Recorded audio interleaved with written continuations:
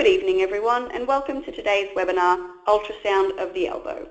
My name is Claire and I'll be facilitating the webinar today. The webinar is scheduled to run for approximately 60 minutes and will be recorded. For the benefit of everyone, the conference line has been muted for all participants. We will open up for questions in the last 10 minutes. Please note, if you have any questions during the webinar, you can submit them via the questions pane on your control panel and they will be answered at the end. We have Troy presenting our webinar today. Troy has been practicing sonography for 16 years and is a senior tutor sonographer for Dr. Jones and Partners Medical Imaging in South Australia. He is experienced in most areas of sonography and subspecialises in musculoskeletal ultrasound. He has presented many live scanning workshops for ASA National and ASA Special Interest Group conferences and enjoys advancing the skills of fellow sonographers. Thank you so much for your time today, Troy. I'll now hand the webinar over to you.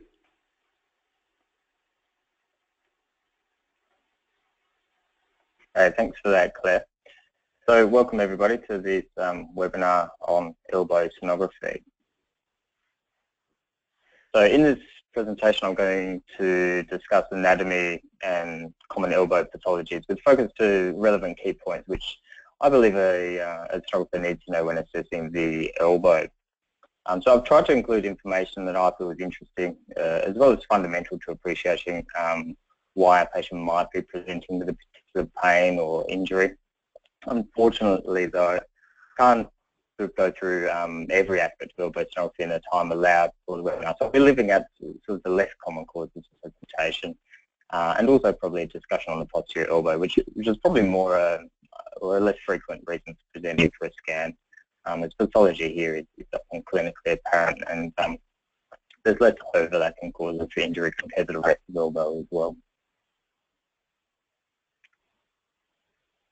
So some important terms before we start, so particularly sort of first term here, so the valgus. The valgus is displacement or movement away from the body's axis. So when you hear someone talking about a valgus, what they're doing is they're sort of stressing the inner elbow, the medial aspect of the elbow there. And I suppose the opposite is varus, so that's displacement or movement towards the midline of the body. So when you apply a varus stress to the forearm, you're applying stress to the lateral aspect of the elbow and you're stressing the lateral collateral apparatus as opposed to valgus, which is the medial lateral apparatus there. Also, just need to be aware of, I suppose, the direction of the hand when you're doing the flexion and extension. Some people sort of get those a little bit mixed up there. Right. So, injury to the elbow will either result from an acute traumatic event such as a fall on an outstretched hand there or repetitive microtrauma. So I suppose in reality often there's a combination of those present when you see patients coming in for the scan. The injury to the elbow is generally conveniently for a sonographer divided into four anatomical and functional compartments there, these being the anterior, the medial, the lateral and the posterior. And there's some overlap of injury occurring, depending on the mechanism of injury and I suppose the energy involved in the trauma, such as the dislocation and also the chronicity, I suppose. So acute macroscopic injuries, they usually involve the anterior and posterior elbow compartments, so these things with more tendon ruptures. The tendon ruptures for triceps are pretty uncommon, but as I said, there's also sort of, they're going to be underlying sort of elbow pathologies there already. You know, just it's very uncommon to rupture quite a sort of a healthy or normal tendon there. The injury to the medial and lateral elbows is generally secondary to repetitive microtrauma. In comparison to the lateral elbow, I suppose the medial elbow is more likely to be exposed to those acute macrotraumatic sort of injuries, and that's going to be in the form of a high energy sort of valgus injury, such as coming to a footy tackle and getting an acute sort of valgus stress to the forearm there.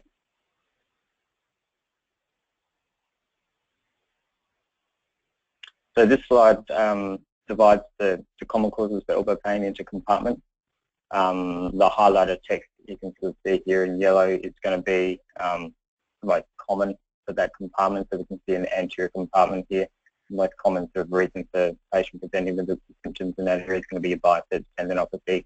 Other things to be aware of going to be arthritic changes there in your bicipital radial bursitis. That can be caused from inflammatory arthropathy or infection or mechanical sort of issues there. Gout, I suppose, as well. Something to be aware of is your lateral antebrachial cutaneous nerve. That's just this tiny little cutaneous nerve that pops out through the fascia adjacent to the biceps minor tendon junction there. If the patient could have got, I suppose, anterior lateral forearm, cubital process of the symptom, and everything else is not proving to sort of fit with the symptoms, that's something to be aware of there. It's a tiny little nerve that pops out, but can be injured with biceps injuries and post-surgical changes as well. Posteriorly, the most common cause for pain back there is going to be a posterior impingement. That's going to be synovial thickening, joint effusion, loose bodies, things like that. Then your triceps tendinopathy and your lectinum bursitis there, they're going to be quite sort of targeted and quite sort of focal reason for presentation. As I said, it's pretty uncommon to have a rupture of the triceps. Certainly happens, but it's probably less common than particularly your biceps there. And falling onto your elbow, you can fracture triceps insertional spurs as well. The bursitis is quite an obvious thing. The superficial lectinum bursa is something that most people will be familiar with, that obvious swelling over the posterior elbow that people get. There's actually 3 bursae in the posterior elbow. There's the superficial one. You can actually get an intratendinous bursa within the triceps there, and you can get a subtendinous bursa as well. Whereas there are other sort of less common, commonly known bursae back there. Lateral epicondylosis, I'm going to say epicondylitis because it's just habit, but technically we should be saying epicondylosis. That's going to be, I suppose, the most common reason for presenting with any sort of elbow symptoms, but particularly sort of lateral, and you're going to get your lateral collateral ligament pathology there as well. Often these two, particularly with sort of moderate chronicity, they're going to sort of be coexisting pathologies there.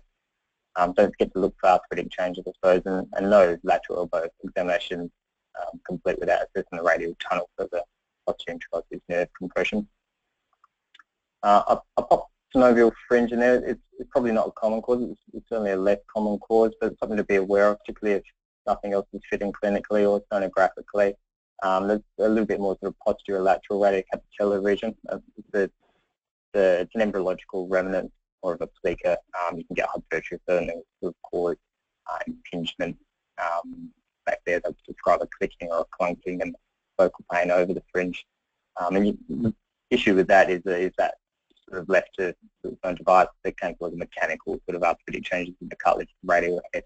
I suppose that's why that might sort of be significant in seeing, but it's not something that you see too frequently as an abnormality. You'll see them quite frequently normally though. Medially, your medial epicondylosis, your medial collateral ligament sort of injury, are going to be the 2 things that you'll be reasons for presenting, and probably the first one, the epicondylosis, is going to be certainly the more common. And particularly if you have those 2, you're more likely to get sort of ulnar neuropathy there as well. So quite often, particularly in sports, people you get coexisting epicondylitis, go injury in ulnar nerve entrapment. So the anterior elbow, we'll talk about the distal biceps tendinopathy. So the majority of cases of distal biceps injury are going to be secondary to an acute traumatic event. So an acute tear is going to occur secondary to southern forced extension with the elbow in that mid-flexed position, and the patient is going to describe a sudden sort of acute pain with a popping sound immediately during the injury. They're going to sort of know that they've injured it. Myotendinous junction tears, they're more likely going to result from an injury when you've got sort of that forearm supination with the extension of the elbow and a little bit of shoulder elevation there as well. And for the ultrasound department, they're going to present with sort of acute pain, swelling and bruising. They're not going to sort of like you prodding and poking them too much, but unfortunately that's what you have to do. I do find maybe if you're having trouble sort of getting that distal biceps insertion because the patient sort of won't straighten their arm or sort of isn't sort of too mobile, using the curved 9 can actually be helpful at determining the growth sort of morphology of the anatomy there. And the patient's going to have a degree of weakness to their sort of flexion and supination depending on the extent of the injury. The tendinosis, that's going to be more, I suppose, people that do a lot of excessive gym work, I suppose, or occupations that require heavy lifting. That's going to be a vague sort of anterior elbow discomfort. I suppose they can occasionally sort of localize, but usually you'll say it's sort of around here in the anterior cubital fossa. You'll locate the biceps tendon, you'll give it a good prod, and that will see if they reproduce their symptoms there. But just remember, occasionally the biceps tendon can present with sort of lateral elbow pain, very similar to epicondylosis. So something to be aware of if you're looking laterally, you're not finding a great deal. Have a little peek at that distal biceps tendon. So anatomy down there. So this slide demonstrates the variable appearances of the distal biceps tendon. On the left, we can see a common or united distal biceps tendon insertion on the radial tuberosity. It's a digitation of the long and the short heads there.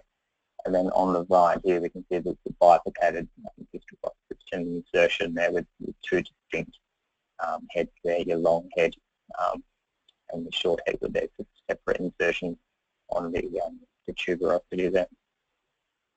So as I said, it's the one that's more common. But certainly if you're having trouble separating them, you've got to consider that as a single sort of tendon there. So for a bifurcated distal biceps insertion, the long head comes from the lateral muscle belly.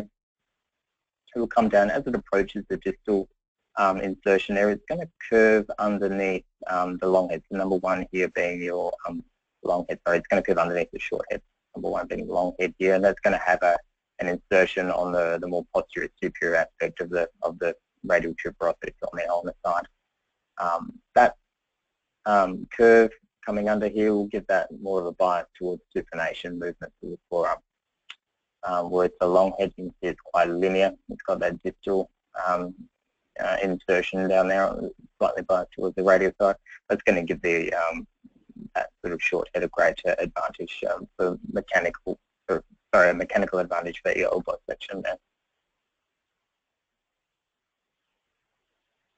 So some key points. So as I said, long head has a greater role in forearm supination. So supination is more likely to be affected with the long head injury. I find that maximum supination is more helpful at trying to identify that, but I do find that with my non-scanning hand grabbing the forearm and slightly adjusting that supination is quite very easy to cause anisotropy there and overcall sort of tendinosis of that head. So just make sure that you're confident by doing some rotational movements that you are getting rid of the anisotropy, and particularly when you've got such an acute angle to get to those insertions there. And if there is an isolated rupture of that head, then you may get some long head muscle belly retraction as well, and if it's significant, then may get that sort of Popeye sign where they look like they've got really big biceps in there. I'm quite proud of that. The short head also has a bias towards flexion, therefore you're going to potentially get a bit of a reduced flexion strength with these tears. Now, if it's a very acute injury, they're not going to let you muck around too much with which is the supination or the flexion. But in some people that it's not acute sort of symptomatic injury, so you can sort of try out those little manoeuvres and see which one is lost. So you do need a little bit of flexion on that on the elbow to try and see that head a little bit more than with the long head, and you certainly still need that supination of the forearm. Now, you're not going to get that Popeye sign with short head ruptures, but that's only if the bicipital aponeurosis or the Lacertus fibrosus is intact, and that's basically just a little sort of fascial extension from the myotendinous junction. I've got some slides of that after. Finally, the last two important points, there's no real sheath around the distal biceps tendon. So if you see any fluid around that tendon, it's going to suggest a bicipital radial vertical effusion or a tendon tear rather than a tendon synovitis. And as I alluded to before, it's not compulsory for both heads to be involved in the injury process. You can get isolated head injuries, or both heads can certainly be ruptured as well. So here's some examples of the distal biceps insertion. We can see in this view we've been able to superimpose both heads. It's not something that's always achievable. You can see the long head underneath the short head. The short head's got that sort of more slender, big sort of attachment, whereas the long head's a little bit sort of stumpier and broader for the proximal end here. More often than not, you're going to have individual head views where you're going to go longitudinal, slightly ulnar, midline, angle back, use the brachial vessels, there's a bit of window there, and you'll be able to sort of identify the heads by the position on the radial tuberosity there. This is an example of an isolated partial rupture of your long head. You can see the undersurface loss of tendon here, and the biceps radial effusion, and the sort of underlying tendinosis there, microcalcification. And you can see a normal short head in this instance. This is an example of a short head rupture. Again, note the fluid, the retraction there, and then in transverse. I do find transverse distal biceps insertions quite helpful. You certainly can do them if you can get the probe at the correct angle. The long head is going to usually be the larger one, but you can sort of, it's helpful to see the fluid in the bursa around the tendon. You can see what's left of the short head there. And we can see a grossly tendinopathic a long head as well, so that's probably fortunate to still be intact. The Lacertus fibrosis, as I said, it's an extension of the biceps fascia. It's a very subtle feature. It sort of comes down distally in an ulnar direction and wraps around that flexor pronator mass. And it incorporates the brachial artery and nerve, so it certainly can be a reason for the medial nerve irritation or tethering up this way as well. And if that's intact, then you won't get retraction of that muscle belly there, because you're still going to have this fascia holding it down. So this slide shows from the myotendinous junction, you can see the Lacertus fibrosis coming across here and just gradually petering out as it gets sort of then blends with that sort of superficial fascia. And again, myotendinous junction, Lacertus fibrosis coming off here, and then disappearing. So certainly a real-time appreciation of it. So this is an example of a normal Lacertus fibrosis at the myotendinous junction. Here, the transverse views are more beneficial than longitudinal views. This is an example of a strain of that structure. You can see it's lost its definition. It's a little bit hyperclosed and it's a little bit thickening of it. So this is in a patient with a short head injury, and they had a strain of the fibrosis.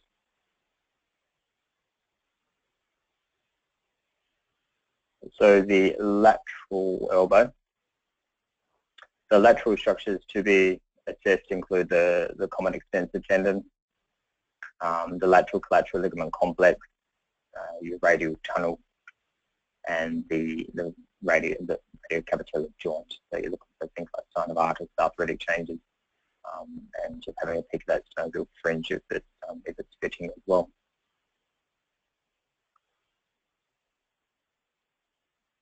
So the common extensor tendon, the common extensor tendon or common extensor origin is a common tendinous merger of the extensor carpi radialis brevis, the extensor digitorum communis, and the extensor carpi ulnar more posteriorly there. So that'll become a conjoint tendon from about 20 to 30 mils from the epicondyle. They're indistinct as separate structures, but you arbitrarily separate them into your anterior, your middle, and your posterior third. And also you take routinely longitudinal pictures through each third there, and also transverse views, at least two, through the more proximal and the more sort of distal aspect of the lateral epicondyle, the footprint, just so people are aware that the footprint isn't all tendon coming through here. It shares about a 50-50 relationship with the radial collateral ligament. So I can put colours on here, the radial collateral ligament component, and that's the insertion of the footprint of that. And then you've got the common extensor, which is a bit more superficial, proximal to that. coming through. And this is a view, obviously, of a normal one. It's very subtle appreciation, and it's more in real time. You can actually see a hyperechoic, very fine interface between the structures there. And you can also see that the tendon has a slightly different path to the ligament there. So while you've got a nice parallel direction of the fibers there, you can sort of see a bit slightly oblique through them here. So just be aware, particularly when you're sort of looking at injuries and that, if you're seeing a great big hole down here, it's probably more the ligament than the tendon. So lateral epicondylosis, it's an overuse injury. It results from repetitive or prolonged wrist extension with excessive alternating pronation and supination movement.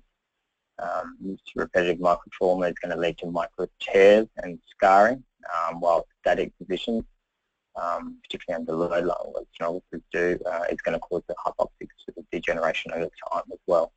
And the anterior aspect of the common extensor origin, the CRB, is going to be the more likely structure to sort of be involved in it. I do find quite often you're going to get mid involved in there as well, from my personal experience. So usually the patient's going to present with an insidious sort of onset of pain. They're going to describe sort of a pain on gripping sort of initially, and then as the disease progresses, they're going to, the pain and the symptoms are going to be more constant. They're going to get some night pain and all those sorts of things as well. And so what this tendinosis is going to do, it's going to weaken the structure. It's going to lead to partial full thickness tears, and they're going to get muscle mass dysfunction. So the muscle mass is going to fatigue a lot quicker, so they're not going to be able to do their duties for as long, and that's going to put load back on the tendon and the ligament complex there, and it's just a vicious circle there. So most patients with any moderate to severe tendinosis, they're going to have some degree of collateral ligament involvement, particularly lateral ulnar collateral ligament there. And if that lateral ulnar collateral ligament is torn, often these patients are going to have a poor response to conservative treatment for the epicondylosis. So particularly when you're scanning a patient who's got recalcitrant epicondylosis, you're going to be paying a lot of attention to if there's an injury to that ligament, because it's quite an important sort of structure from a clinical point of view and clinical management. So this is an example of a stock standard sort of tendinopathy that not specific to the lateral epicondyle, but you can see there's this sort of hypercontextual change. You've got your micro tears in there, you've got your vascular ingrowth, you've got your microcalcifications, you've got your enthesopathy, you've got your losses of tendon soft tissue interface definition there. So it's quite a stock standard tendinosis. So these are all the things that you're looking for as you're doing your scans. And note the radial collateral ligament here, note the involvement in the disease process, because we've got more of a moderate, I suppose, stage tendinosis there. This is an example of a partial rupture in the undersurface of your common extensor tendon, and note the preservation of the radial collateral ligament there. Transverse views are always very helpful, so don't forget transverse. And this is just an example. I always, I know I did some time ago, I always underestimate the extent of these tears that you're sort of measuring in here. So just, it's interesting to know, probably from a self-development point of view, if you are doing steroid injections or other injections around this, just know when you do it, sort of how big, I suppose, the rupture is, and that'll help you to figure out whether it's tear when you're sort of seeing it without this situation, how big it is here, is it there? You have a better understanding, I suppose, of the pathology that you can see. Also, when you are doing these things, if you can see fluid going down towards the joint, the radial collateral ligament is involved as well. You can see it just popping out the up through this way. There's a bit more of a significant rupture of the tendon. This is just an example of a normal stenosis as well. This is on the posterior lateral aspect. It's also referred to as the plica. So the plica, this is the radial head cartilage here. This is the area that gets damaged by hypertrophy of that. A bit posterior, and that's going to be roughly around the lateral and the collateral ligament there. So the lateral ligament complex consists of radial collateral ligament, that's going to fan out as it approaches the radial head, and it's going to blend with this annular ligament. The annular ligament is going to maintain the proximal radial ulnar articulation there, while the lateral ulnar collateral ligament is a very thin, sort of strap-like ligament that's going to come around the posterior lateral radial head and then attach on the supinated crest of the ulnar there. And it's going to be posterior to the radial collateral. So you're almost going to be falling off the common extensor tendon to see the proximal portion of this. And your proposition to see it distally is going to be pretty much in the direction that you can see the ligament in here.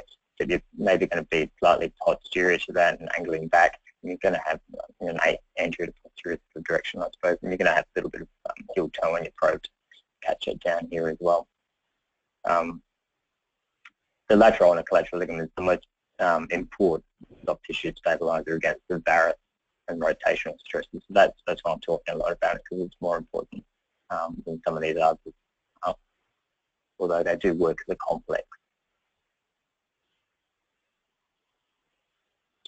So some examples of the normal proximal portion of your lateral ulnar collateral ligament comes down, you start to lose it over the radial head. You have to change your probe position to come a bit more oblique through there, and it flares out as it comes through and attaches to the supinator cubital supinator crest in there.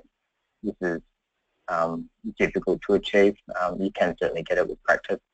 Fortunately for stenosis, the majority of the pathology is going to be up in the proximal end. So if you can only see the proximal end, it's usually enough. But with a bit of practice, you can certainly identify the distal end of it. And we've already seen the radial collateral ligament. So the annular ligament, it's not something you would often do a dedicated ultrasound for, but just, I suppose, as an exercise show you, we can actually see it on ultrasound. It's a very thin structure over the radial head when you're in long, it's in trans. When you're in trans, the radial head, you can actually sort of see it coming across. It inserts on the margin of your that's the sigmoid notch or your radial notch, that sort of articulation between the radius and the ulnar. The anterior attachment is actually a lot harder to see than the posterior attachment. So it is achievable on ultrasound, but it's not really something you can be doing too much of. So key points about that ligament complex is it's common to see coexisting collateral ligament tears and chronic common extensor tendinopathy there because of the same mechanisms of injury. And pathology is more likely going to be in that proximal end, and patients with moderate to severe tendinopathy, they're going to have a degree of lateral collateral ligament involvement. Quite often it's going to be more in the sort of a partial rupture. And as I may have said before, if it's torn, it's going to be a poor response to conservative treatment. So a reason for a patient returning for an elbow that's not being managed clinically. If there is insufficiency or a tear of that can cause a bit of instability in the ulnar humeral articulation, and therefore by default the radial head is going to be unstable as well. So this patient's going to be a bit clicking and clunking, and they're not going to want to extend their elbow. And so that's something to be aware of as well, I suppose. But again, it's probably more going to be a clinical diagnosis. Here's an example of proximal sort of tear with your lateral collateral ligament. This is thickness here, it's a bit hypoclosed and worn, and it's got a defect in the proximal portion there, capsule involved. And again, another, you can see coming through the capsule, you'll get that little defect through it, and then you get the extravasation of the joint fluid through the rupture there. Another example of chronic injury to that ligament is hypoechoic. There's lots of that nice tripular detail. There's maybe some micro calcifications, micro tears in there. This is the radiocapitellar joint here, and then we see a normal distal insertion there. And just an example of a complete rupture through the capsule, the ligament, and the tendon there. So, usually not a nice straight line. They're going to be quite complex nail tearing. Okay, the radial nerve. So we're looking at the posterior interosseous nerve. So the radial nerve, I suppose at the elbow, it's going to run between the brachialis and brachioradialis muscles, and I find it best sort of picking up here in transverse in the lateral sort of cubital fossa region, finding the radial nerve and just in real time, just sort of picking it as I'm scanning distally down there. You'll pick the radial nerve up quite easily, and then you'll sort of see the division as you sort of approach the tunnel. Yeah, the two divisions of the radial nerve, so the posterior interosseous nerve, which is the motor component, and then there's your superficial branch, which is the sensory component down to the hand. It's responsible for elbow extension and also the wrist and fingers, and the radial capitellar joint proprioception as well. The radial tunnel, as I alluded to, this area, it's about 50 mil in its length, and compression of the nerve in that area is usually going to be to the posterior interosseous, and that's going to lead to two clinical presentations of posterior interosseous syndrome and the radial tunnel syndrome. This is the one that we're more likely going to appreciate on our scan. This pin syndrome is going to be a sort of a motor palsy sort of issue there, and that's going to be quite clinically apparent. But the radial tunnel syndrome is characterised by, I suppose they're going to get dorsolateral forearm pain. Any weakness that they might sort of describe as is probably going to be secondary to sort of coexisting common extensor tendinopathy, which is why you always sort of look at the pin when you're looking at the common extensor, because there's quite often overlap between pathologies there. So compression or entrapment is generally as a result of chronic overuse or microtrauma causing inelastic fibrotic changes and nerve compression and tethering as a consequence. The overuse movements are going to generally reflect repetitive supination and pronation activities incorporated with extension. Other non-mechanical causes are going to be your compression, like your lipomas, ganglions, synovitis, surgical hardware. I suppose vascular congestion as well. So the sites of compression are going to be sort of at the level of the radial head and the proximal tunnel, as the nerve sort of sits on top of the joint capsule, I suppose. So with mechanical sort of injuries, you can get scarring around and tethering and impingement, and therefore entrapment of it. You can get thickening or fibrosis of this medial margin of the ECRB here as well. And more commonly, though, as the pin sort of enters the supinator heads at the arcade of throws, you're going to get sort of fibrosis of that region as well. And again, fibrosis is inelastic, so it doesn't allow the nerve the room or the conditions that it needs to function normally. And then, as I said, sort of the recurrent radial artery, that's quite a dominant feature. That can also sort of irritate the nerve, sort of leach of Henry there. This is an example of a normal posterior interosseous nerve. You can see it coming down sort of the mid to distal tunnel and long. It's well defined, uniform, with a nice epigenicity. You can see the outer epineuron, nice, thin, well defined, entering the arcade of throws through here. It's quite a nice sort of, just a tidy, sort of, well-kept sort of area, as opposed to this patient with the radial tunnel syndrome. You can see the irregular sort of thickening of hypoechoic, nodularity of the margins of the nerve, and you've got this hyperechoic fibrotic thickening of the arcade as it sort of enters the supinator there. It's got a sort of a dominant recurrent radial artery that's probably not helping there either. Again, coexisting tendinopathy there. So just quickly, some examples of a ganglion in the tunnel that can irritate the nerve can stick over it, or there's not enough room for the two of those structures, and you need to pin more than the ganglion. And you've got your lipomas and things that you maybe in scar tissue that you can get in the tunnel there as well, and it's just going to cause an increase in pressure and just leave that nerve. So the medial elbow, so we'll talk about the common flexor origin, the medial collateral ligament, and I suppose the cubital tunnel. So just briefly, the anatomy. So you're looking at the flexor pronator group on the medial aspect there, and that's sort of made up of your pronator teres, or one of the heads of them, your flexor carpa radialis, your variable palmaris longus, your flexor digitorum specialis, and your flexor carpi ulnar, and all of those together sort of act to flex the wrist and pronate the forearm.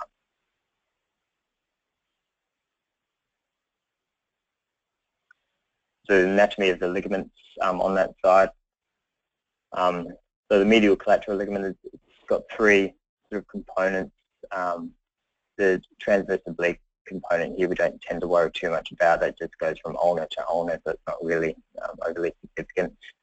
The anterior bundle here is the most significant component of that. And then you've got the posterior, which is a bit more of a capsular expansion that sits in the cubital tunnel as the floor of that tunnel. So the anterior bundle, you can sort of see it's quite broad at the epicondyle here, and then it sort of tapers to as it inserts on the medial coronoid called the sublime tubercle. That's going to be sort of functional from about 20 to 120 degrees of flexion, and then probably from about 120 your posterior bundle is going to sort of take over that, and then when you get maximum flexion, your coronoid process is going to pop into the coronoid fossa there to give the elbows quite significant bony stability there. But this anterior bundle, if you only had to look at one, you'd certainly be looking at this every time. So some normal ultrasound appearances we've already sort of seen the anterior, so it's really well defined. It's got this really nice tubular detail. Occasionally you can actually define the anterior and posterior bundles within that anterior ligament. And don't be surprised if you do get a little bit of joint fluid sort of popping out in the recess here. A little bit is not excessive, it's acceptable. Don't forget to check out the end pieces here as well. Posteriorly, it's probably not seen as well as the anterior bundle. You can see it sort of forms the floor of the fossa, of the tunnel through here. Something to be aware of, thickness of that, more so than sort of a rupture of that when you talk about ulnar nerve entrapment. The things you're looking for, and it's not specific to this thing, I suppose it's any ligaments, you're looking for your hypocoque scarring, your thickening, your attenuation of the ligament. Are there microcalcifications which might suggest sort of chronic sort of micro tears and micro trauma to the ligament, particularly sort of in throwing populations? In macrocalcification, particularly if there's acute sort of injury, is that an avulsion of your sublime tubercle there? Or is there calcification in the posterior component? Is that causing an increase in pressure in the cubital tunnel or irritating the ulnar nerve? And most importantly, the functionality of this anterior bundle. When you apply some valgus stress, what's the joint doing? Is this opening up significantly? Any more than, say, 3 millimeters of joint opening up when you're stressing that is probably is not quite appropriate, and it can suggest a bit of instability of that joint. Just to note, I suppose, when you are sort of doing that valgus stress, just make sure you do slight flexion, maybe 30 degrees or so, just so you disengage the olecranon from the olecranon fossa, because if you do it with full extension, you're going to get the bony stability of that sort of engagement there, and it's not going to allow you to apply the valgus stress. So just make sure you do a little bit of flexion there. The causes for medial elbow pain, so I suppose chronic repetitive stress is going to be the most common cause. Examples of acute injuries are going to be, again, you fall on your outstretched hand, or a tackle of footy, or anything with with a sudden high energy valgus stress applied to the forearm stress, that sort of in the elbow.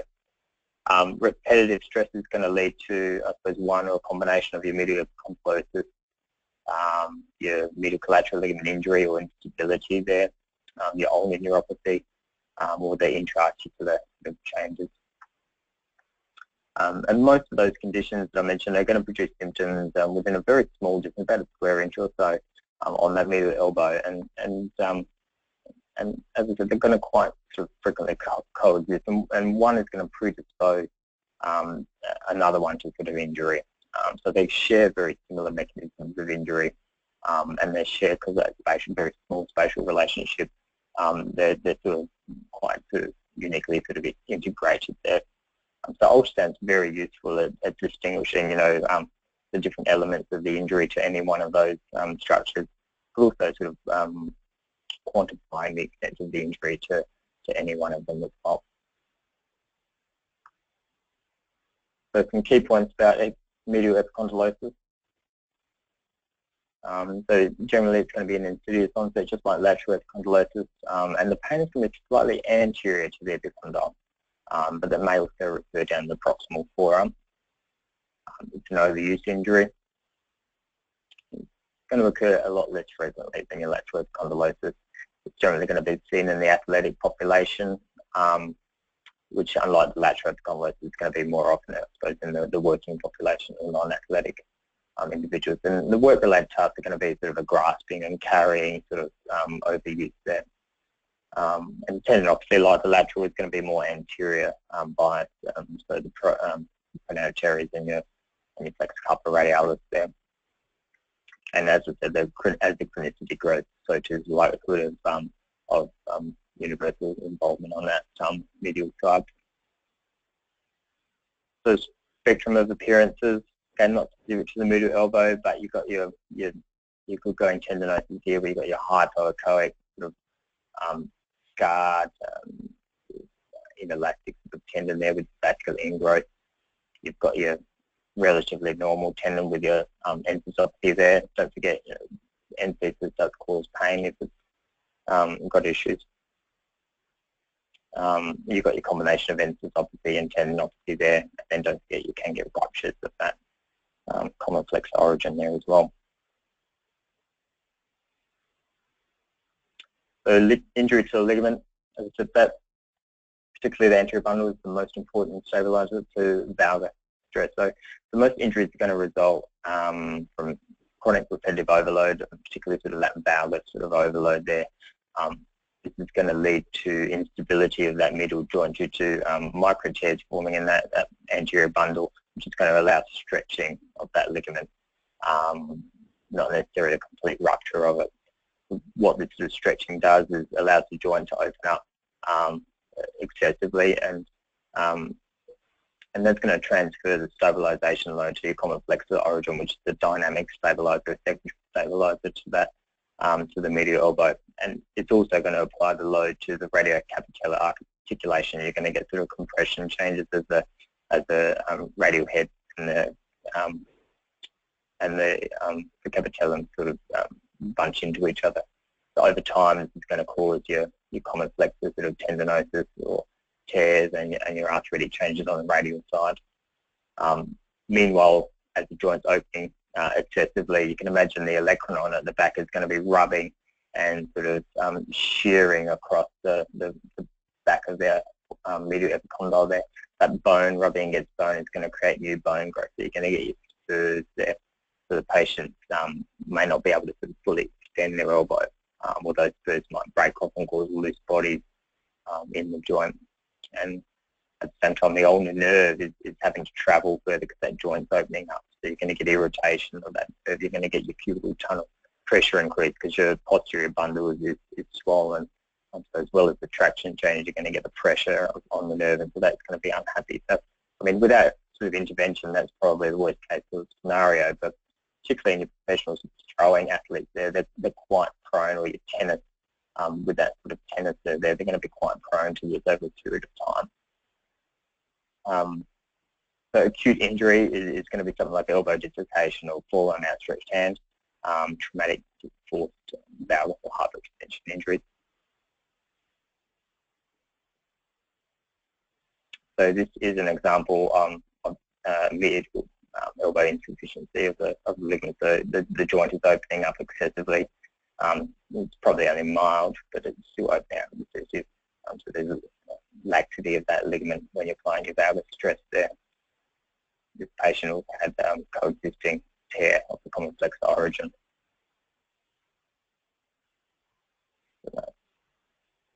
Another example in a throwing athlete. This one you get quite an obvious sort of instability. You can see the ligaments just flopping around there. You can park a truck in that joint.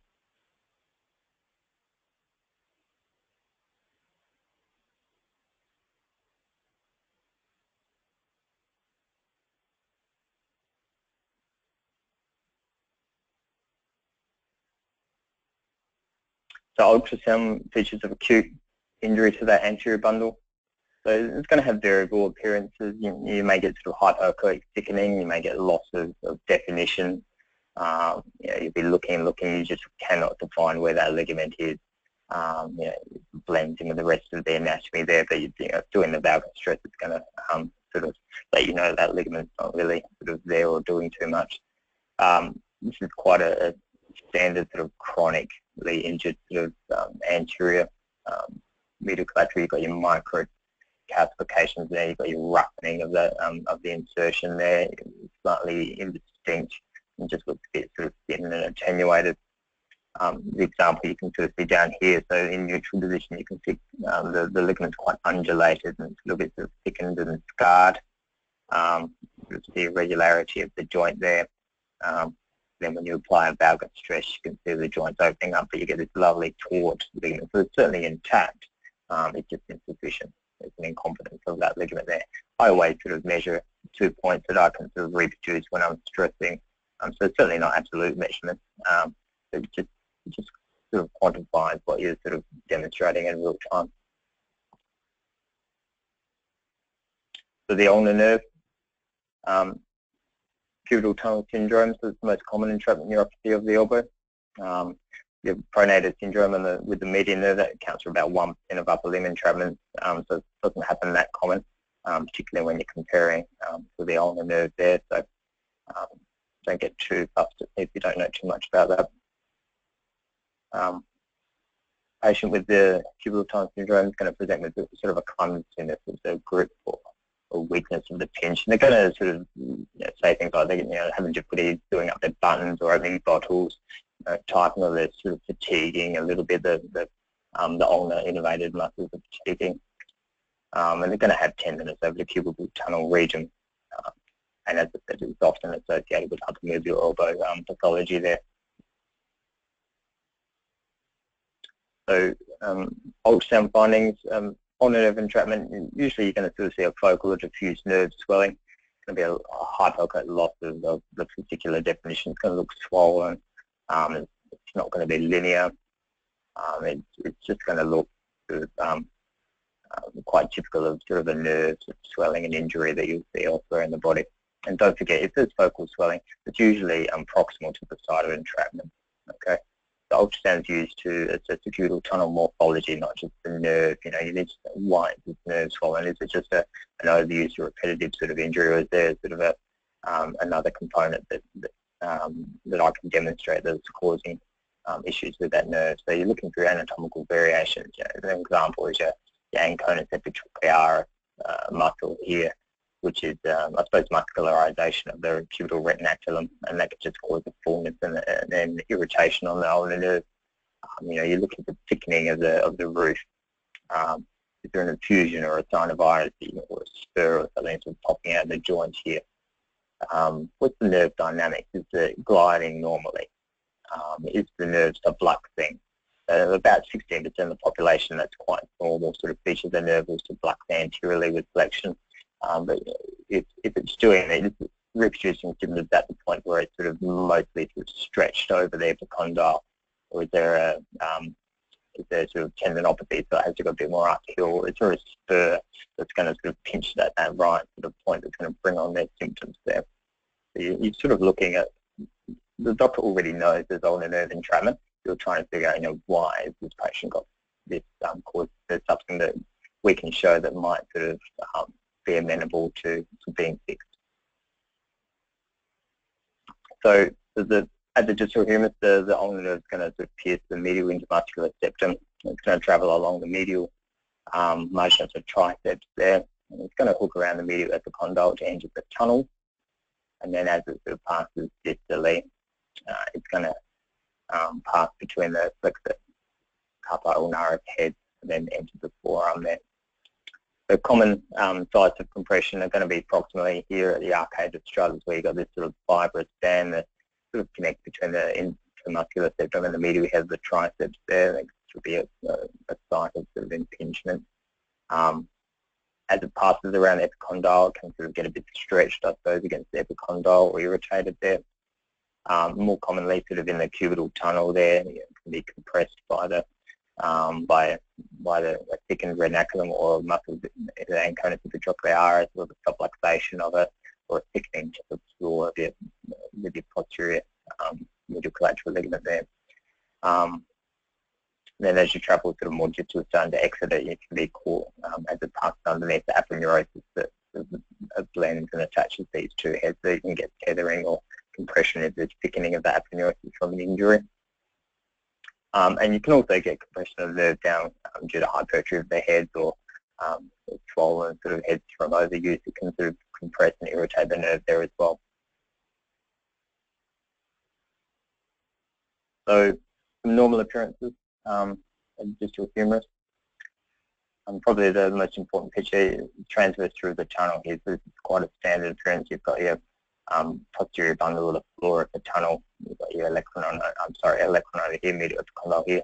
It's very subtle, sort of cubital retinaculum over the top, and then your nerves are just sitting between the floor and the roof there. So we can see why it's going to get a bit squished sometimes. As you travel sort of further down, your aponeurosis there, it's going to be this very subtle hypoechoic structure sitting superficial to the nerve, and that you're going to get that sort of just after this. But before you get to this sort of appearance here, you've got your muscle belly reflex, the ulnar, the proximal sort of head sort of up through this way here, and then you've got your nerve in between there. So you can see why it might sort of get that lateral sort of compression from hypertrophy of those heads, or we're not too far out of the aponeurosis forming in this image here.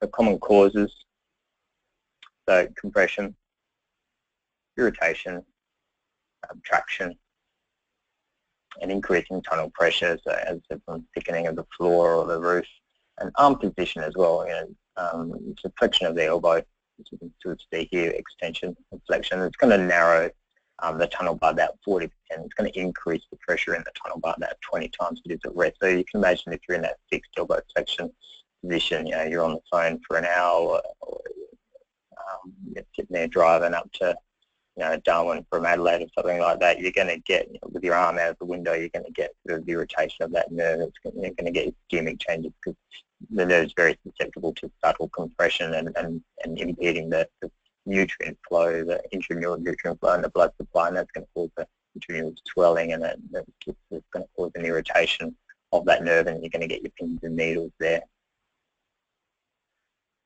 And smoking as well is something to be aware of. That increases the sensitivity of the nerve to compression, and therefore makes the symptoms more likely to present an equivalent process in a non-smoker. So it's something to be aware of when you're scanning something that normally you wouldn't pay too much attention to, but in a smoker it actually might be a significant finding. And sometimes it is nice to be aware of whether the patient's a smoker or not. They know what sort of emphasis to put on subtle features. So ulnar nerve measurement. You can measure the cross-sectional area. It's going to be, we should be sort of below 0.09. When you are measuring it, you're going to stick your calipers just within the echogenic outer epineuron there, not sort of on the outside there. You can also use cross-sectional area, so it's generally positive for ulnar nerve entrapment if it's greater than 1.5. You're sort of comparing that with a normal, sort of more proximal segment there. Either one of those are quite effective, but generally you just need to look at the nerve to know whether it's sort of normal or abnormal. Generally, I mean, you can see there's quite a normal nerve in its top sort of right image here, longitudinal, coming down through the tunnel. It's well defined, it's uniform in thickness and echogenicity, and there's nothing going on around the nerve. You can see clearly abnormal nerve, hypoechoic, undulated, lots of particular detail. It's thick here, it's thin there. You get your SCU aponeurosis at a level about here. You see vascular sort of changes in there. You see a gradual thickening as it approaches the cubital tunnel. You can see a joint effusion here. With this one, you can sort of see it's just hypoechoic, patchy, but heterogeneous, and it's just not a nice contour. It's a little bit undulated there. So you don't really need to measure these things to see it, but certainly you need to quantify it, I suppose, for reproducibility. So finally, what do you include in the scan? So look, basically, if the patient comes in with anterior elbow pain, you're going to be looking primarily your bicep tendon, you're looking at the bicipital radial bursa, you're going to be looking around that anterior joint, maybe considering the posterior interosseous nerve as well. Lateral elbow pain, you're always going to check the common extensor and the collateral ligament apparatus and the joint line. You're always going to look at the pin. You may consider looking at the bicep tendon, particularly if the common extensor tendon is not really producing symptoms or doesn't look like it should fit with the symptom. And I routinely look at the medial and lateral compartments when I'm doing the scans, particularly the anterior bundle of your collateral ligament and the common flexor origin. Medial elbow pain, the opposite, I'll be looking at common flexor tendon, definitely anterior bundle of the medial collateral ligament with stress there. Definitely be looking at your cubital tunnel, and you may consider looking at the rest of the elbow depending on what that ligament's doing. In posterior elbow, you're looking at the olecranon fossa for impingement, and then don't forget olecranon bursa and triceps. They're going to be quite targeted ultrasounds. You tend not to have to do the rest of the elbow because they're quite clinically apparent. As very specific clinical question. The patient with a triceps tendinopathy is going to put a finger on it hurts here. If they can't do that and you can see it's triceps tendinopathy, probably more likely going to be an impingement issue a bit deeper. Okay, so thank you very much for listening. I hope you learned something. And I'll hand you over to Claire for question time. Thank you, Troy. I'll now open the floor for any questions you may have. Just a reminder, if you do have any questions, please submit them via the Q&A window. The first question we've received, Troy, is referencing J Ultrasound Med 2010. This discusses assessment of PIN as TRVS cross-section volume, as nerves can be falsely seen as pathological, as it is slightly thicker and enters arcade of Frosch, but it flattens and keeps the same volume size. Therefore, they recommend assessment in TRVS. What are your thoughts? What are my thoughts on that? Well, I always look at the pin in long and trans and do some dynamic movements as well. I'm going to be very careful over calling pin pathology there. You're certainly going to be comparing with the contralateral side if you're a bit concerned about it. And quite often you find that that's just as thick as the symptomatic side. So I'd be assessing it and I'd be looking to see if it fits with the clinical symptom, and I'd be giving it a good poke with my finger as well. And if I'm reproducing the symptoms by applying pressure over the area that I think is going to be causing them trouble, then I'm going to sort of suggest that that is actually causing an issue. You tend not to measure the cross-sectional area of the nerve. It's a bit too small and probably a bit unreliable. You go more on the dynamics, what happens when you poke it, and what does it really look like, and how does it fit in with the clinical features there, the clinical symptoms. Great, thanks for that, Troy. The next question, with injection steroid, do you place superficial to tendon or use fenestration? Well, I guide the imaging for the radiologist. So I don't personally do it, but different radiologists are going to do different things. Some of them that are quite cautious will just pop it around the tendon. They'll try and get that sort of interface between the tendon and the soft tissue. They can just sort of help free it up a little bit, sort of a bit of a hydrodilatation there. Some of them will sort of place it around, but then they'll pop the needle into the tendon and do the fenestration there. They'll try and sort of help it, the body to sort of heal itself, scar up a little bit, and sort of entice the response from the body as well. It can depend on the referring doctor as well, and if it's sort of an elite sports doctor, you'll sort of be a bit more cautious, or you'll be, if they know what the consequences are, you'll sort of do exactly what they ask, and if they want steroid in the tendon, you'll be applying that as well. Yeah, so I think most doctors nowadays are going to be doing the fenestration within the actual tendon as well, just to try and give it a bit of a nudge. If the tendon looks very soft and looks like it's sort of going to be open, sort of tearing, they'll probably be a bit more cautious with their approach. You may not even sort of do steroid in those instances. You might be applying your PRP and things like that. Yeah, so it's quite variable, but yeah, most doctors will sort of give the tendon a bit of a poke that lets them know, whether it's soft or whether it's firm or whether there's tears in there as well, and it can help them quantify the pathology. Next question. Great, thank you, Troy. Next question. Within the scope of your experience, could you give examples of abnormalities of superficial radial artery at distal forearm where it arises from deep? Of the superficial radial artery. Correct. Can you repeat that, sorry? Of course. Within the scope of your experience, could you give examples of abnormalities of superficial radial artery at distal forearm where it arises from deep?